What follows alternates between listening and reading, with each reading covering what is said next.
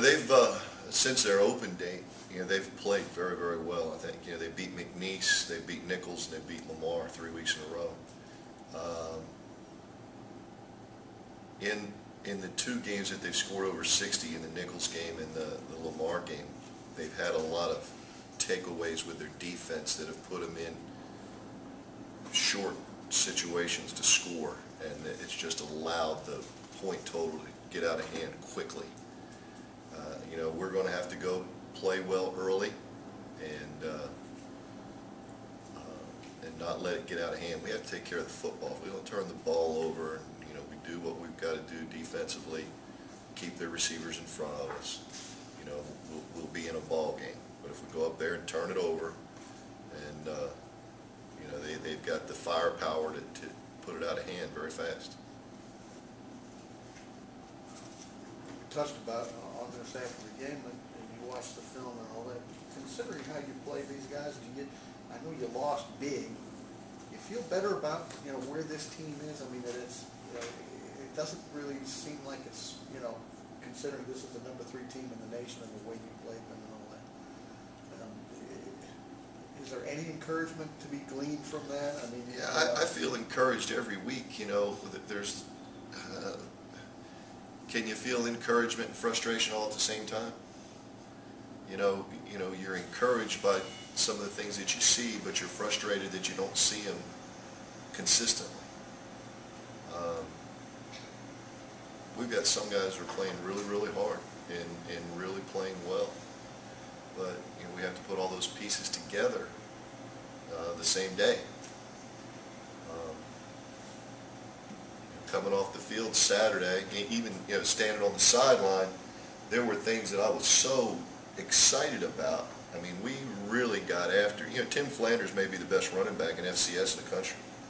He's way above everybody in our league in yards per game rushing, and we took him out of the ball game. I mean, they stopped giving it to him. So being very pleased with that side of the ball, and then on the other side, we've got a 3rd and 2 going in on the 25-yard line, and we throw a pass, hits a receiver in his hands, and he drops it. And I tell him, we're going for it, run the same play again. And it's wide open again, and we throw the ball out in lane 4 on the track and don't even get it close. That, as my wife said, the most frustrated I've ever seen you on the sideline since you've been coaching. And that's the way I felt. We had opportunities and didn't take advantage of. How do we drive down the field, miss a field goal, drive down the field, make a field goal, get an interception on the 31-yard line, about to make the game. Let's score, make it 14-10. And then we get a field goal blocked. Make the field goal, that's 14-6. And rolls 30 yards back, and then on the next play they score. So it goes from possibly 14-6 to 21-3 in 2 plays. You talk about frustration, but you watch the field goal unit, and it's one guy not doing his job. So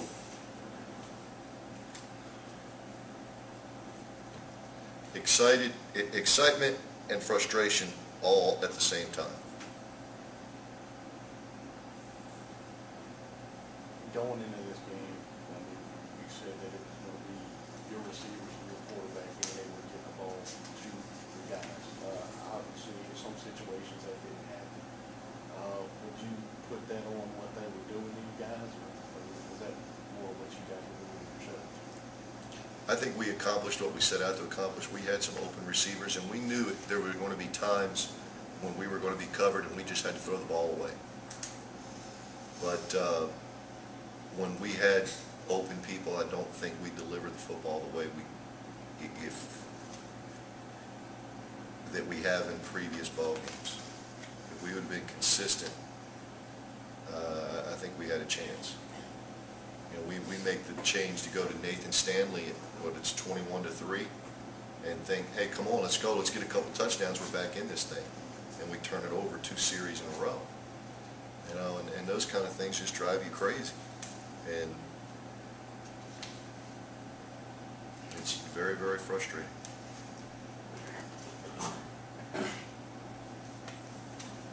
What do you see as the difference in the Stephen and Boston team in the last few games where they've gotten on a roll here? I mean, what's changed for them? I see their quarterback throwing the ball much more accurately. Early in the year, they've got people open, and he was not very accurate. You know, they've got everybody back on their offense. They had everybody back. From a 9-2 team, I think they had everybody back on defense, but 2 D linemen and a linebacker. They had 8 back on defense. Their quarterback has played better since the break, since their open date. I think they've, I don't know, simplified some of his throws, maybe cut back on some of the things they're doing. But he has been night and day different in his accuracy, because they've got very good receivers. Crawford and Roberson are as good as anybody in the league. And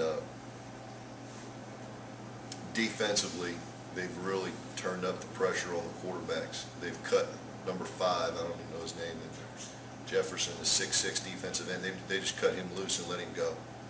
Where early they weren't playing him as much.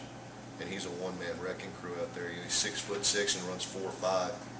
And an offensive tackle by himself can't handle it. Now what we're going to end up with is, Paul Rapolo's done for the season. And, we got redshirt freshman Hunter Craven out there who's going to have to be going against Jefferson, so we're going to have to give him some help with some running backs chipping, those kind of things, because he won't be able to handle it on his own. But, so to answer your question, 2 things. I think their quarterback is playing better, throwing more accurately, and I think they've really turned up the pressure on their pass rush. They've had 25 sacks in the last 3 weeks. And that's just winning one-on-one, right? I mean, Yeah, they don't blitz a soul. I mean, they totally different than what you saw last week. Do they twist? I mean, They line up 4 and here they come. So. Coach, is Jordan Wells going to get more playing time on offense, or is he going to see? Jordan Wells, I've got more questions about Jordan Wells because he's doing such a good job, and I'm very happy for Jordan. Jordan Wells will get more playing time when he learns his protection schemes and protecting blitzes on the quarterback. Okay, if all we had to do was turn around and hand him the ball, he would be our starting tailback, no doubt. But when he has to step up in protection, if you watched the game last week and saw how many times Sam Fairley had to step up and take on a blitzing linebacker to protect our quarterback, bringing them from all different places, Jordan still has a difficult time on where to fit in the protection. And it's not that tough. It's pretty easy. But he still is not good in his protection.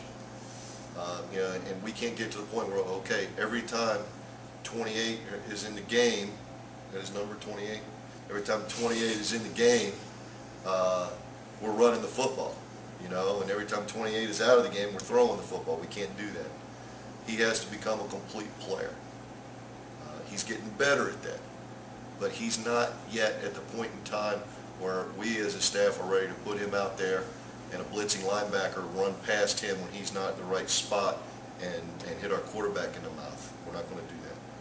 So that's what's keeping him from playing more on offense. Now, he's doing a great job on kickoff returns, and I think our fans can see what he can do with a ball in his hands. It's unbelievable.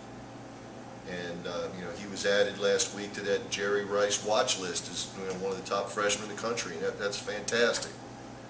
And he knows there's no secret to what I'm telling you. He knows, why he's not playing more. are you confident he'll get there? Some guys pick it up easily.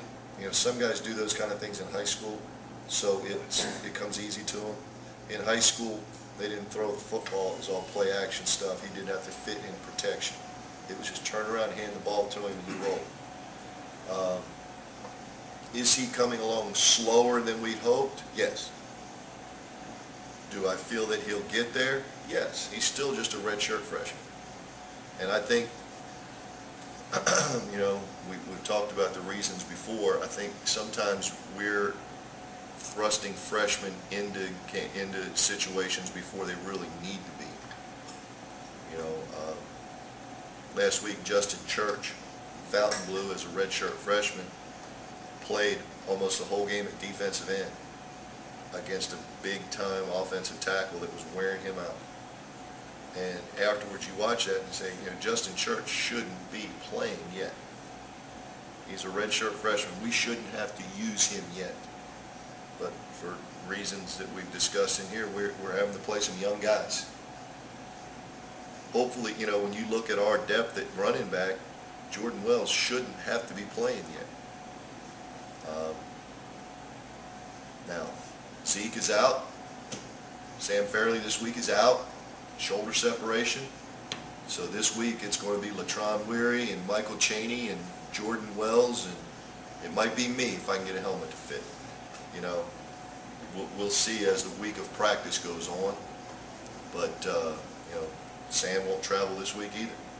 We've got some injuries at some key spots. And last week was a physical football game. The Texas State game and the Sam Houston game, the last two out here, were physical football games. When you come in there and you sit and watch it, and some of the collisions that Sam Fairley had with blitzing linebackers, those 240-pound linebackers, Cash David or whatever that guy's name was, that dude is a man. And Sam stepped right up in there and hit him in the lips every time he came through that gap. Sam's got a separated shoulder. So we may see more Jordan Wells this week if he gets himself ready between now and Saturday to do what he needs to do.